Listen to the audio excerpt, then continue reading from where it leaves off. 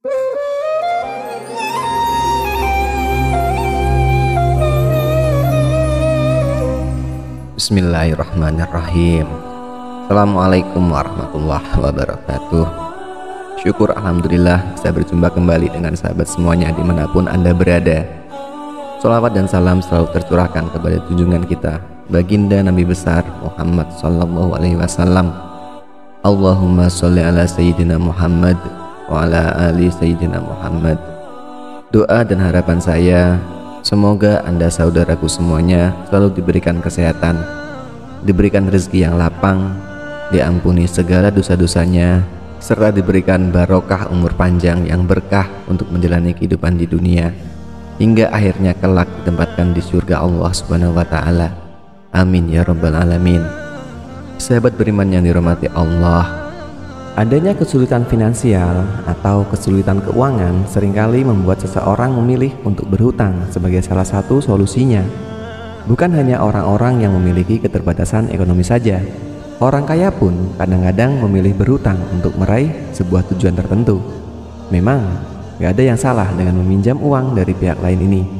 Bahkan Nabi Muhammad SAW sendiri pun pernah berhutang untuk memenuhi kebutuhan beliau.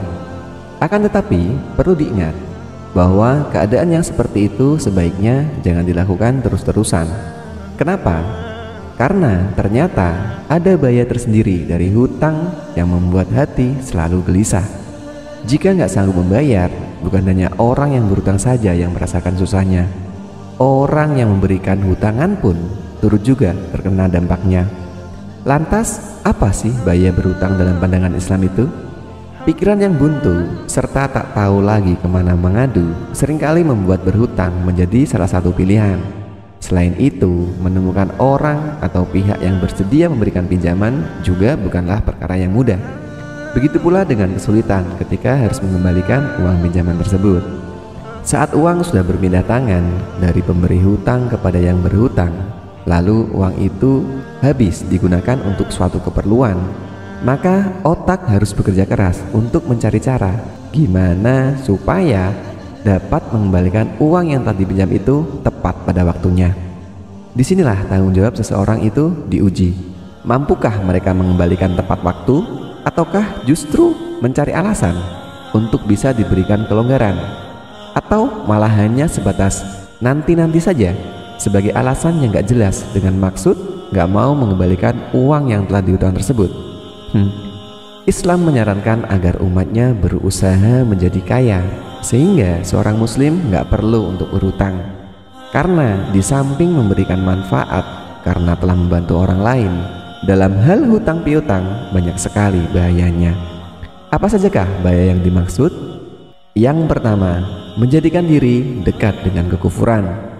Orang yang hobinya berhutang adalah akan menjadikan dirinya lebih dekat dengan kekufuran. Rasulullah Muhammad SAW menyamakan hutang dengan kufur. Aku berlindung diri kepada Allah dari kekufuran dan hutang. Kemudian ada seorang laki-laki bertanya, apakah engkau menyamakan kufur dengan hutang ya Rasulullah? Ia menjawab, iya. Hadis riwayat Nasa'i dan Hakim. Yang kedua, menjadikan orang menjadi tidak jujur. Ketika ada orang yang mendapatkan hutangan uang dari seseorang, beberapa di antaranya mungkin akan merasa sangat gembira karena telah terbantu dari permasalahan keuangan yang sedang dihadapinya. Namun giliran sudah tiba waktunya untuk membayar hutang tersebut, sementara belum ada uang di tangan yang bisa dipakai untuk mengembalikan hutang itu, disinilah akan terjadi masalah. Yang terjadi justru yang berhutang akan menjadi lebih galak dari yang menghutangi ketika ditanya kapan akan mengembalikan hutangnya. Walaupun berhutang tidak dianggap sebagai dosa, Nabi Muhammad SAW pernah mengungkapkan bahwa orang yang berhutang cenderung berdusta saat berbicara, dan seringkali mereka ini ingkar ketika mereka berjanji. Dengan demikian, berhutang bisa mengakibatkan pelakunya terjerumus dalam dosa-dosa lain seperti berbohong, seperti ingkar pada janjinya sendiri. Ya Tuhanku, aku berlindung diri kepadamu dari berbuat dosa dan hutang. Kemudian ia ditanya, "Mengapa engkau banyak minta perlindungan dari hutang ya Rasulullah?" Ia menjawab, "Karena seseorang kalau berhutang, apabila berbicara ia berdusta, dan apabila berjanji ia menyalahi." Hadis riwayat Bukhari. Yang ketiga, sebelum menyelesaikan hutangnya, ketika meninggal dosa-dosanya tidak akan diampuni. Bayar hutang yang ketiga adalah ketika orang yang berhutang ini meninggal dunia. Dosa-dosa orang yang berhutang tersebut tidak akan diampuni oleh Allah sampai keluarga orang yang berhutang itu menyelesaikan hutang-hutang yang telah dipinjamnya dari orang lain atau pihak lain. Dalam sebuah hadis diriwayatkan dari Abu Qatadah radhiyallahu an dari Rasulullah sallallahu alaihi wasallam bahwasanya seseorang bertanya kepada Rasulullah Muhammad sallallahu alaihi wasallam, "Bagaimana menurutmu jika aku terbunuh di jalan Allah? Apakah dosa-dosaku akan diampuni?" Beliau pun menjawab, "Ya, dengan syarat engkau sabar, mengharapkan ganjarannya, maju berperang, dan tidak melarikan diri, kecuali hutang. Sesungguhnya Jibril alaihissalam baru memberitahuku hal tersebut." Hadis riwayat Muslim. Yang keempat, tertahan untuk masuk ke surga meskipun dia memiliki banyak amalan. Padahal peringatan bahwa dengan berhutang diri kita ini bisa terhalang untuk masuk surga meskipun telah melakukan banyak amalan, harusnya menjadi perhatian serius bagi kita. Diriwayatkan dari Thauban, Rasulullah Muhammad SAW bersabda, "Barang siapa yang mati sedangkan dia berlepas diri dari 3 hal, yaitu kesombongan, gulul atau mencuri harta rampasan perang sebelum dibagikan, dan hutang, maka dia akan masuk surga." Hadis riwayat At-Tirmidzi dan Ibnu Majah. Yang kelima, Rasulullah tidak mau mensolati. Pada zaman Rasulullah Muhammad SAW, beliau tidak berkenan untuk mensolati jenazah yang masih mempunyai hutang.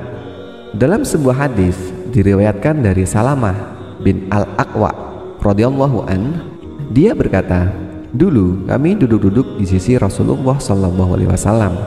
Kemudian didatangkanlah seorang jenazah. Orang-orang yang membawa jenazah itu pun berkata, 'Solatilah dia.' Beliau pun bertanya, 'Apakah dia punya hutang?' Mereka pun menjawab, 'Tidak.' Beliau pun bertanya, 'Apakah dia meninggalkan harta peninggalan?' Mereka pun menjawab, 'Tidak.' Kemudian beliau pun mensolatinya. Kemudian didatangkan lagi jenazah yang lain. Orang-orang yang membawanya pun berkata, 'Solatilah dia.' Beliau pun bertanya, 'Apakah dia punya hutang?' Mereka pun menjawab, 'Iya.' Beliau pun bertanya, 'Apakah dia meninggalkan harta peninggalan?' Mereka pun menjawab, 'Ada 3 dinar.' Kemudian beliau pun mensolatinya. Kemudian didatangkanlah jenazah yang ketiga. Orang-orang yang membawanya pun berkata, 'Solatilah dia.' Beliau pun bertanya, 'Apakah dia meninggalkan harta peninggalan?' Mereka pun menjawab, 'Tidak.' Beliau pun bertanya, 'Apakah dia punya hutang?' Mereka pun menjawab, 'Ada 3 dinar.' Beliau pun berkata, 'Sholatlah kalian kepada sahabat kalian.' Kemudian Abu Qatadah pun berkata, 'Sholatilah dia ya Rasulullah, hutangnya menjadi tanggung jawabku.' Kemudian beliau pun mensolatinya. Hadis riwayat Bukhari. Pesan dari hadis di atas sangatlah jelas, menunjukkan bahwa Rasulullah Muhammad SAW enggan untuk mensolati seseorang yang memiliki hutang. Hal ini adalah sebagai bentuk ajaran agar orang tidak membiasakan diri untuk berhutang tanpa memiliki jaminan yang cukup.